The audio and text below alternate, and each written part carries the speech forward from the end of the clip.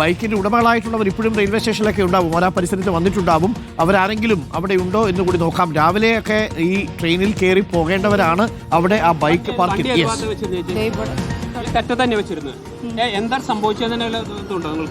ഞാൻ അവിടെ കത്തണ കണ്ടപ്പോൾ ഞാൻ എൻ്റെ വണ്ടി ഇവിടെ ഇരിക്കുന്നത്, ഞാൻ ഓടി അവിടെ നിന്ന് ഇങ്ങോട്ടേക്ക് വന്നു. ഞാൻ ഫസ്റ്റ് പ്ലാറ്റ്ഫോമിലായിരുന്നു. അവിടെ നിന്ന് ഇങ്ങോട്ട് വരുമ്പോഴത്തേനും ഇവിടെ കത്തണുള്ളൂ. അപ്പം ഞാൻ എത്ര സമയമായിട്ടുണ്ടാവും? ഏകദേശം ഒരു 10 മിനിറ്റ് കൊണ്ടൊക്കെ കത്തിക്കഴിഞ്ഞു. വണ്ടി വെച്ച സമയം ഞാൻ 6:15 വണ്ടി വെച്ചത്, 14 ആയിട്ട്. ഞാൻ ടിക്കറ്റ് എടുത്ത് 6:50 ട്രെയിൻ എന്ന് പറഞ്ഞു. അപ്പം ഞാൻ അത് 6:25 ആവണുള്ളൂ അവിടെ നിന്ന് എടുത്ത് ഇറങ്ങി വരുമ്പോഴത്തേനും. അപ്പോഴത്തേനും കത്തി തുടങ്ങി. അപ്പം ഞാൻ ഇവരെടുത്ത് വെച്ച സ്ഥലത്ത് തന്നെയാണ് വണ്ടി കത്തി തുടങ്ങിയത്? അല്ലല്ല, അവിടെ അറ്റത്തെ കത്തി തുടങ്ങിയത്, ഏറ്റവും അറ്റത്തെ കത്തി തുടങ്ങിയത്. അവിടെ കത്തി തുടങ്ങി. പക്ഷേ അത് കത്തുമ്പോഴേക്കും ഞാൻ ഓടി വന്നു. പക്ഷെ അപ്പോഴേക്കും ഇവിടെ കിടക്കുമ്പോഴേക്കും ഇവർ പറഞ്ഞു എൻ്റെ അടുത്താണ് കിടക്കണ്ട പറഞ്ഞു. അല്ലെങ്കിൽ ഞാൻ എങ്ങനെയാലും എൻ്റെ വണ്ടി തെറ്റത്തായിരിക്കണ്ടായിരുന്നത്. പക്ഷേ എന്ത് വണ്ടിയായിരുന്നു? Wheeler Activa. എവിടേക്ക് യാത്ര പോകാനായിട്ട്? കോഴിക്കോട് പോകാൻ വെച്ചതാണ്. പൂർണ്ണമായിട്ട് കത്തി വെച്ചു. ഇവിടെ ഇരിക്കുന്നതൊക്കെ കത്തിയല്ലോ, ഇനിയിപ്പോൾ ഒന്നും ഉണ്ടാവില്ല അതിൽ. അരുൺകുമാർ, ഇത് ഏകദേശം ഇവിടെ വെച്ച് അല്പസമയം അവിടെ നിന്ന് പോയി അല്പസമയത്തിനകം തന്നെയാണ് തീ പടരുന്ന സാഹചര്യം ഉണ്ടായത്. അതീവ ഗുരുതരമായൊരു സാഹചര്യം തന്നെയായിരുന്നു നിലനിന്നിരുന്നത് എന്ന് നമുക്ക് പറയാം. അത് മറ്റൊരു രീതിയിലുള്ള മഹാദുരന്തത്തിലേക്ക് പോയില്ല എന്നത് ഒരു ആശ്വാസമാണ്. പക്ഷേ ബൈക്കുകൾ നിരവധി കത്തി നശിച്ചിരിക്കുന്നു. എത്ര കത്തി നശിച്ചു എന്ന കാര്യത്തിൽ ഇപ്പോഴും കണക്ക് നമുക്ക് എടുക്കാൻ കഴിയില്ല. കാരണം ഇവിടെ ദിവസങ്ങളായി വാഹനം പാർക്ക് ചെയ്ത് പോകുന്നവരുണ്ട്. അതുകൊണ്ട് തന്നെ എത്ര വാഹനങ്ങളിൽ പൂർണ്ണമായി കത്തിയെന്ന് ഇപ്പോൾ കണക്കെടുക്കാൻ കഴിയില്ല, അത് പിന്നീടേ കഴിയുള്ളൂ. പക്ഷേ 600 ബൈക്കുകളിലധികം ഇവിടെ പാർക്ക് ചെയ്തിട്ടുണ്ട്. ഏകദേശം 1/2 കിലോമീറ്റർ ദൂരത്തിലാണ് ഈ ഷീറ്റ് ഉള്ളത്. ചേട്ടാ, ഇവിടുത്തെ ആരെങ്കിലും ആണോ? അതായത് 1/2 കിലോമീറ്റർ ചുറ്റളവിലാണ് ഈ ഷീറ്റ് ഇട്ട് വളരെ സുരക്ഷിതമായി പാർക്കിംഗ് ഏരിയ വെച്ചിരിക്കുന്നത്. സ്വാഭാവികമായി 1, 2, 3 ദിവസമൊക്കെ യാത്രയ്ക്ക് പോകുന്നവർ ബൈക്ക് ഇവിടെ വെച്ച് പോവുക സ്ഥിരമായി ചെയ്തുകൊണ്ടിരുന്ന കാര്യമാണ്. പക്ഷേ അതുകൊണ്ട് തന്നെയാണ് എത്ര ബൈക്കുകൾ കത്തി നശിച്ചു എന്ന കാര്യത്തിൽ വ്യക്തതയില്ല. പക്ഷേ ഈ പരിസരത്തെ മുഴുവൻ ബൈക്കുകളും കത്തിയമർന്ന് അസ്ഥിപഞ്ജരങ്ങളായി മാറിയിരിക്കുന്നു. ഒരു കാര്യത്തിൽ മാത്രം നമുക്ക് ആശ്വാസമുണ്ട്, ഒരു മഹാദുരന്തം ഒഴിവായുക. ഈ ഷീറ്റില്ലായിരുന്നെങ്കിൽ ഈ ബൈക്കുകളിലെ പെട്രോൾ ടാങ്കുകൾ പൊട്ടിത്തെറിച്ച് സമീപത്തെ റെയിൽവേ സ്റ്റേഷനിലേക്ക് പടരുമായിരുന്നു. സമീപത്ത് തന്നെയാണ് ട്രെയിനുകൾ നിർത്തിയിട്ടിരിക്കുന്ന, ആ ട്രെയിനുകൾ നിർത്തിയിട്ടിരുന്നിരിക്കെ പടരുമായിരുന്നു. അത്തരമൊരു സാഹചര്യം ഉണ്ടായിരുന്നെങ്കിൽ വലിയ ദുരന്തം സംഭവിക്കുമായിരുന്നു. അത് ഒഴിവായി എന്നൊരു ആശ്വാസം ഇപ്പോൾ നമുക്ക് പറയാനാകും. പക്ഷേ അതേസമയം തന്നെ വലിയ രീതിയിലുള്ള 5:40 കൂടിയാണ് തീ പടർന്ന് പിടിക്കുന്നത്.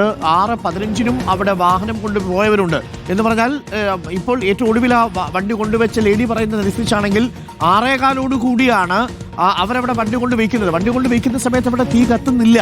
അപ്പോൾ 6:15 കൂടിയാണ് തീ പടർന്ന് പിടിച്ചത് എന്നല്ലേ നമ്മൾ മനസ്സിലാക്കേണ്ടത്. 5:40 എന്നൊരു ദൃക്സാക്ഷി പറഞ്ഞെങ്കിലും 6:10 കൂടി അവിടെ ആ ഷെഡിൽ തന്നെ ഒരു ബൈക്കൊരു സ്ത്രീ കൊണ്ട് വയ്ക്കുന്നുണ്ട്. ആ പാസഞ്ചർ പറഞ്ഞതനുസരിച്ച് 6:15 കൂടി കൊണ്ടുവച്ച് അവർ ടിക്കറ്റ് എടുക്കാൻ പോയി എന്നാണ്. അപ്പോൾ ഒരു 6 മണിക്ക് ശേഷമാണ് തീ പടർന്നു തുടങ്ങിയതെന്നാണ് മനസ്സിലാക്കുന്നത്. എങ്ങനെ തീ പിടിച്ചു എന്നുള്ളതിനെ കുറിച്ചുള്ള വിവരം നമുക്കിനിയും ലഭ്യമായിട്ടില്ല. ഒരുപക്ഷെ പുറത്തുനിന്നുള്ള സർക്യൂട്ടോ മറ്റോ ആണോ കാരണമെന്ന് നമുക്കറിയില്ല. അതല്ലെങ്കിൽ മറ്റേതെങ്കിലും അവിടെ പാർക്ക് ചെയ്തിരിക്കുന്ന ഇലക്ട്രിക് സ്കൂട്ടറിൽ നിന്നുള്ള ബാറ്ററി പൊട്ടിത്തെറിച്ചാണോ, അത്തരത്തിലുള്ള ചില സംശയങ്ങൾ മാത്രമാണ് നമ്മുടെ മുന്നിലുള്ളത്. എന്താണ് വസ്തുതയെന്ന് നമുക്കറിയില്ല. 100-ലേറെ ബൈക്കുകൾ കത്തിയത്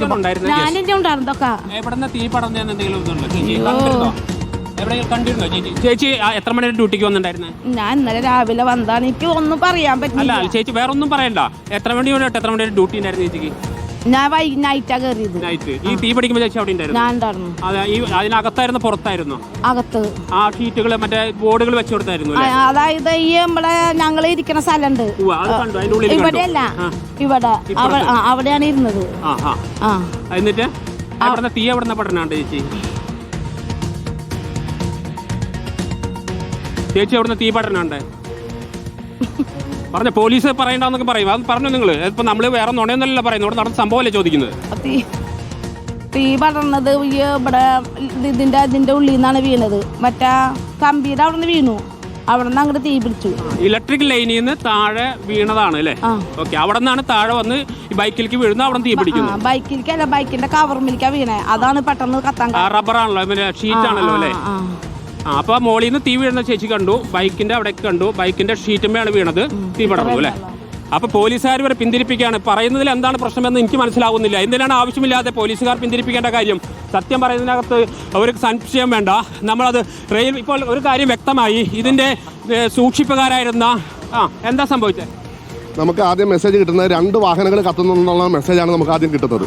അതിനെ ബേസ് ചെയ്ത് നമ്മളിവിടെ വന്നപ്പോഴത്തേക്ക് ഏകദേശം ഒരു മിനിറ്റ് പോലും വേണ്ട നമുക്ക് റെയിൽവേ സ്റ്റേഷൻ്റെ അടുത്ത് എത്താൻ. അപ്പോഴത്തേക്ക് ഇപ്പോൾ വന്നപ്പോൾ മൊത്തത്തിൽ കത്തുവാണ്. പിന്നെ നമ്മളെ 2 യൂണിറ്റ് 2 ഭാഗത്തു നിന്ന് വെള്ളം അടിച്ചു. മറ്റേ സിഗ്നൽ യൂണിറ്റൊന്നും കംപ്ലൈൻറ്റ് ഉണ്ടായില്ല. അതുകൊണ്ട് ട്രെയിനിന് യാതൊരു ബുദ്ധിമുട്ടും ഉണ്ടായില്ല.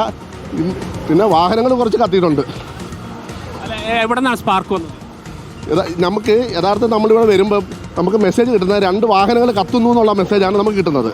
ഇപ്പോൾ ഇവിടുത്തെ സൂക്ഷിപ്പുകാർ ഇവരെ നടത്തുന്ന ആളുകളുണ്ട്. കെയർ ടേക്കർ എന്നൊരു ലേഡി പറഞ്ഞത് മുകളിൽ നിന്ന് ഒരു സ്പാർക്ക് താഴേക്ക് വീഴുന്നു, അത് ബൈക്കിന്റെ ഷീറ്റിലേക്ക് വീഴുന്നു, അവിടെ നിന്ന് തീ പിടിക്കുന്നു. പക്ഷേ അത് നമുക്ക് കൂടുതൽ പരിശോധന കൂടെ നമുക്കത് മാറുന്നത്. കാരണം ഇപ്പം നമ്മൾ അതിനെക്കുറിച്ച് ചിന്തിക്കാൻ പറ്റുന്നത് നമ്മളിപ്പം ഫയർ ഫൈറ്റ് ചെയ്യുന്ന മെയിനായിട്ട് നമ്മൾ ചെയ്യുന്നതെന്ന് പറഞ്ഞാൽ സിഗ്നൽ സംവിധാനം തകരാറിരിക്കാൻ വേണ്ടി നമ്മൾ അവിടെ ഒരു ചെറിയ റൂമാണ്. ആ റൂമിനകത്ത് സിഗ്നൽ സംവിധാനം തകർന്നു കഴിഞ്ഞാൽ മൊത്തം ട്രെയിനും നിൽക്കേണ്ട അവസ്ഥ വരുമെന്ന് പറഞ്ഞതിനെ തുടർന്ന് നമ്മളിപ്പോൾ സിഗ്നൽ സംവിധാനം കറക്റ്റ് ചെയ്തിട്ടുണ്ട്. വേറെ ബുദ്ധിമുട്ടുകൾ ട്രെയിനിന് യാതൊരു ബുദ്ധിമുട്ടുകളും ട്രെയിൻ ഗതാഗതം പ്രശ്നം വരില്ല. നിലവിൽ യാതൊരു ബുദ്ധിമുട്ടും ഇല്ലാത്ത രീതിയിൽ നമ്മൾ മാനേജ് ചെയ്തിട്ടുണ്ട്. അതിൻ്റെ പാർഷ്യൽ ഭാഗങ്ങൾ പുറത്ത് കത്തിയിട്ടുണ്ട്. ഇന്ത്യയിൽ എന്തെങ്കിലും ഉണ്ടോ എന്ന് നമുക്ക് അറിയില്ല. അത് അവർ ഇതൊക്കെ പരിശോധനയ്ക്ക് ശേഷം പറയാൻ പറ്റുള്ളൂ. ഏതായാലും വലിയ ഇപ്പോൾ അതിൻ്റെ കെയർ ടേക്കറായിരുന്ന ലേഡി പറഞ്ഞു കഴിഞ്ഞു സംഭവം എന്താണ് നടന്നതെന്ന്.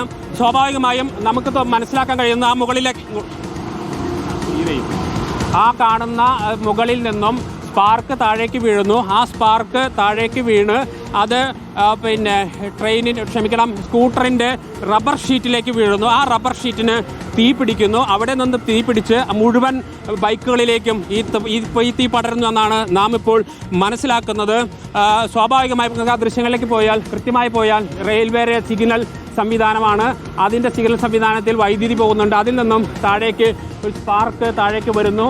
തീ താഴേക്ക് എത്തുന്ന തീ സ്വാഭാവികമായും ഈ ബൈക്കുകളുടെ എല്ലാം ഷീറ്റുകൾ റബ്ബർ അല്ലെങ്കിൽ പ്ലാസ്റ്റിക് അത്തരത്തിലുള്ളതായിരിക്കും. അതുകൊണ്ട് തന്നെ പെട്ടെന്ന് തന്നെ തീ അതിലേക്ക് പടരുന്നു. ആ തീ അവിടെ നിന്ന് മറ്റ് ബൈക്കുകളിലേക്ക് പടരുന്നു. അത്തരത്തിൽ ആ തീ മുഴുവൻ ഇവിടെ പാർക്ക് ചെയ്തിരിക്കുന്ന മുഴുവൻ ബൈക്കുകളിലേക്കും പകർന്ന് അത് സമ്പൂർണ്ണമായ ഒരു അഗ്നിബാധയിലേക്ക് പോവുകയായിരുന്നു. അരുൺകുമാർ ഉള്ളിൽ. നമുക്ക് ലഭ്യമാകുന്ന വിവരങ്ങൾ അനുസരിച്ച് അവിടെ ഈ റെയിൽവേയുടെ 2ാമത്തെ പ്ലാറ്റ്ഫോമിന് സമീപമുണ്ടായിരുന്ന ബൈക്ക് പാർക്കിംഗ് ബേ ആ ബൈക്ക് പാർക്കിംഗ് ഏരിയയുടെ തൊട്ടടുത്തുണ്ടായിരുന്ന റെയിൽവേയുടെ ലൈൻ, ആ റെയിൽവേ ലൈനിൽ നിന്ന് തീ താഴേക്ക് വീഴുകയും അത് ഈ 1-2 ബൈക്കുകൾക്ക് തീപിടുത്തത്തിന് കാരണമാവുകയും ചെയ്തു.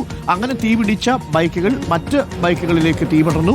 ആ സമയത്താണ് അഗ്നിശമന സേനാംഗങ്ങൾ അറിയിക്കുന്നത്. വളരെ പെട്ടെന്ന് ഫയർഫോഴ്സ് യൂണിറ്റ് അവിടെ സ്ഥലത്തെത്തിയെങ്കിലും തകരം കൊണ്ട് നിർമ്മിച്ച ആ ഷീറ്റ് പൂർണ്ണമായിട്ടും വലിയ അഗ്നിബാധയുടെ ചൂടിൽ ഉരുകി താഴേക്ക് പതിക്കുകയായിരുന്നു. വലിയ അഗ്നിഗോളമായ ആ പ്രദേശം മൊത്തം മാറി. 100-ലേറെ ബൈക്കുകൾ ഇവിടെ പാർക്ക് ചെയ്തിട്ടുണ്ട്. ഇപ്പോൾ അനൌദ്യോഗികമായി ലഭിക്കുന്ന വിവരം 500-ലേറെ ബൈക്കുകൾ ഉണ്ട് എന്നാണ്.